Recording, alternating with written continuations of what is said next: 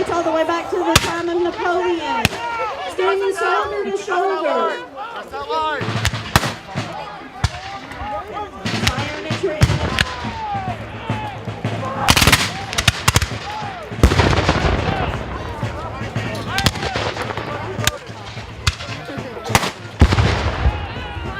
You might ask, how can they stand so close to each other and still miss?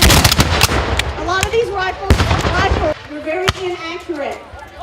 It was about this time whenever they actually started rifling barrels. I don't know if you know what that means, but let me help you out. A smoothbore musket is just what it sounds like. The inside of the cannon or inside of the musket was actually smooth. So the projectile would just kind of waddle back and forth as it went down the barrel. However, later on in the war, they came up with rifling. That rifling was whenever there were grooves cut into the barrels that were in a round fashion, and it made the projectile spin as it came out. And that was its distance and its accuracy. Later in the war, they came out with a repeating rifle. Mostly just the Unions had it.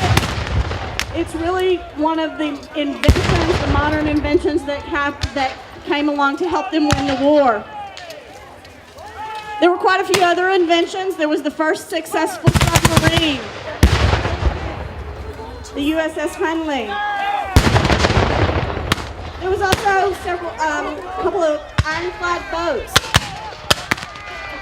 Before the war between the states, all of the ships were wooden, but they got the bright idea that if we put iron on there and displace more water, and when the cannonballs hit the sides of the boats, they would just bounce off and they'd be...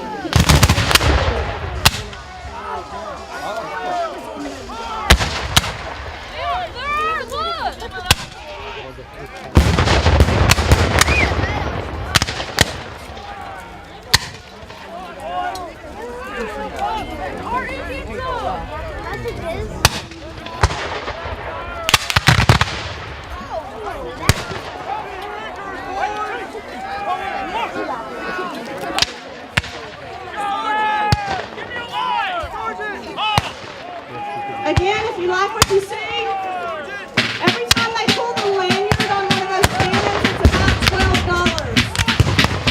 I don't know if you've counted, I have not, how many times the cannon's pulled, but it's quite a bit of money. If you like what you see, you can call over one of these pretty little girls in the red sashes, and they'll take $1 or $2 from you. It helps support our White Powder. White Powder is getting hard to find nowadays. I've heard they runs back east.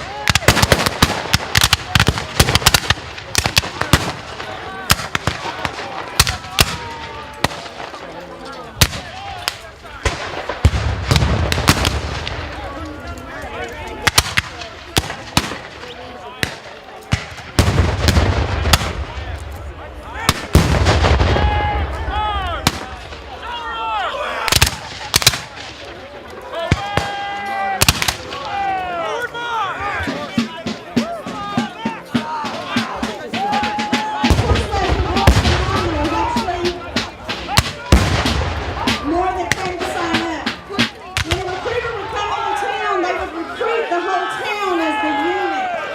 So if that part of the town, if that unit was completely killed out, all the men from that town, from teenagers on, were usually wiped out, also leaving the women at home. Whenever you would recruit from that part of town, more than likely you were kin to someone. Most of the people during that period of time didn't leave their homes like we live today. I'm from Texas, and of course I'm out here in California now. A lot of people didn't leave their homes then, so whenever you would be recruited, you would sign up with your father, your son, your brother, your cousin. And if that whole unit was completely cleared out, that's the whole family, the man's family. Of course, there was a reason for this. They thought that if you were standing next to your brother, your father, your son, your cousin, you would fight harder. I know that's not what they do nowadays. Of course, you can watch the movie Saving Private Ryan where they were trying to save that one surviving son.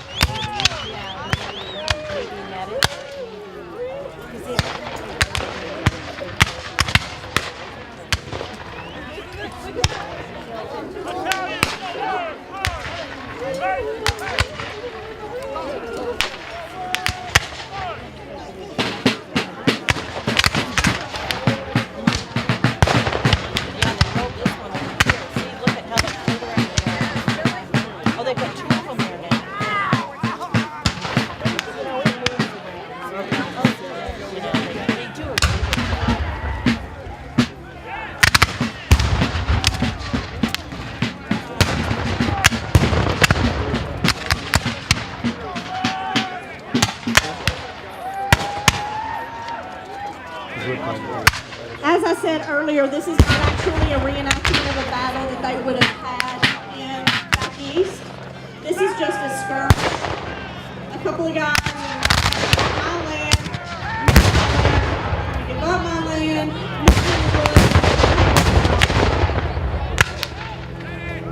you have to realize some of those major battles that you hear about, Manassas and Antietam or Gettysburg or Sharpsburg or some of the other major battles, you have to realize those are tens of thousands of soldiers on the field. We don't have the manpower for that, and of course, we don't have the land for that here.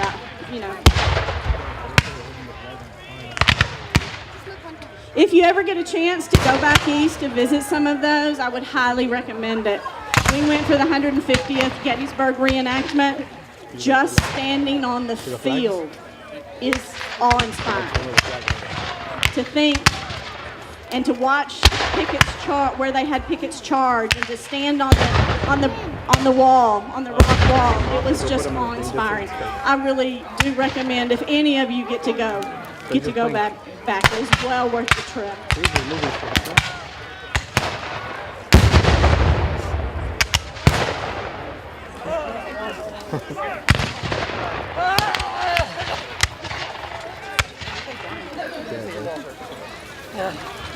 Sir? Can't salute you. After the battle, we have the doctor's tent over here. It will be signaled by a yellow flag at the top. After the battle, he'll be doing some medical demonstrations. It's a little scary, just saying.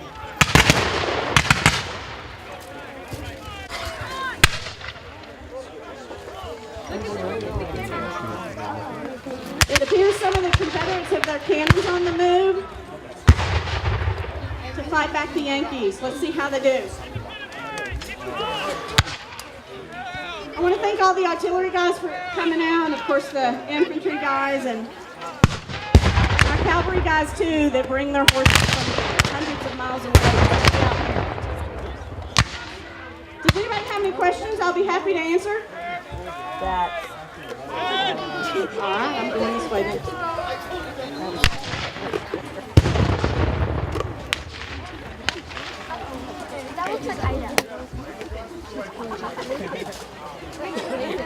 At the end of the day, you'll notice that the battlefield is littered with casualties. At the end of the day, usually the townspeople would come out and see if they could help anyone, give them a drink of water, help them medically, find out who they were. It was not actually at this point in the war between the states a formal detail that would go out and take the dead and bury them.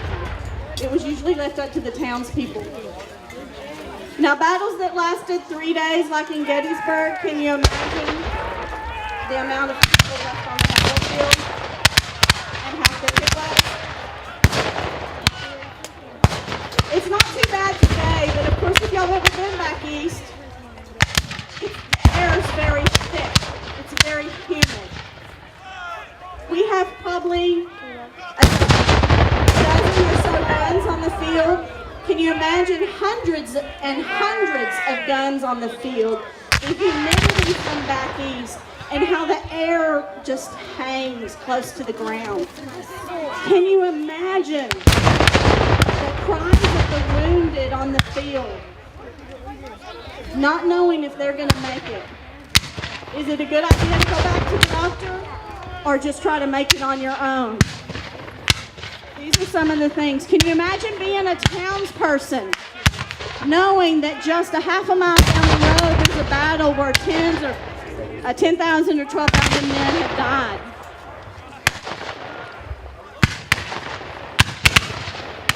Can you imagine being in your home, maybe down in the cellar, hoping that your home will be saved?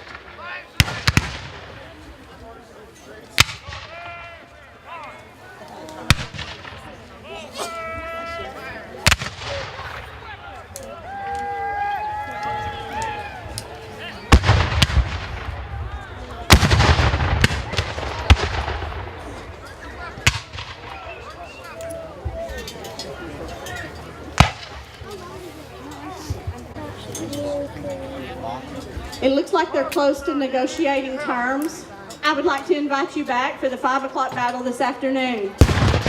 After the battle, we will have a widow's walk, where the lovely ladies of the town will go out into the battlefield in the evening to see if they can help anyone, to find their loved one. Lots of booths, lots of history going on here. Come by, come into our camps. There's a Yankee camp over here, there's a Confederate camp over here. We would love for you to come out and talk to us. Most of us will talk your head off. Sorry about that now. If you want to learn a little history or you would like to get involved with this reenacting, you're more than welcome to come and ask any of us. We would be happy to tell you how to get started.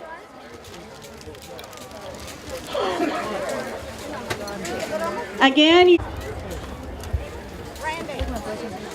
Randy, are y'all going to form up?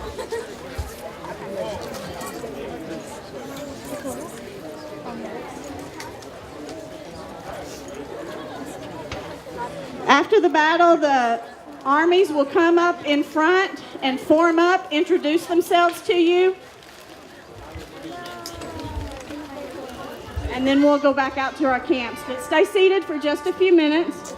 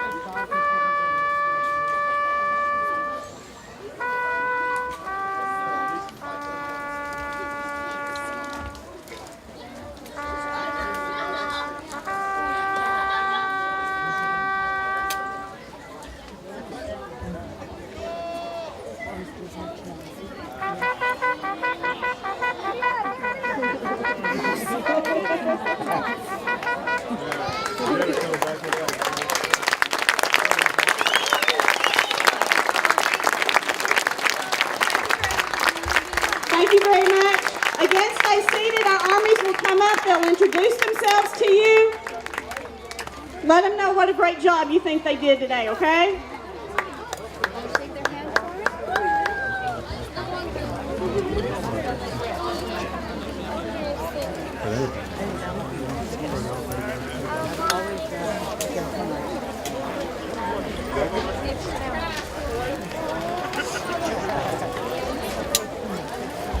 Ladies and gentlemen, I have a request.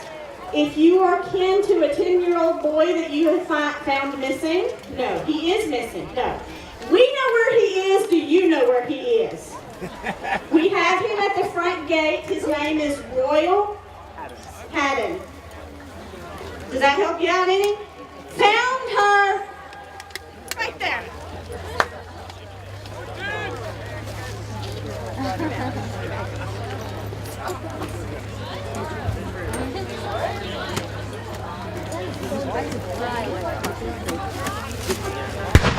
Thank you. He's safe to accounting for. Thank you very much.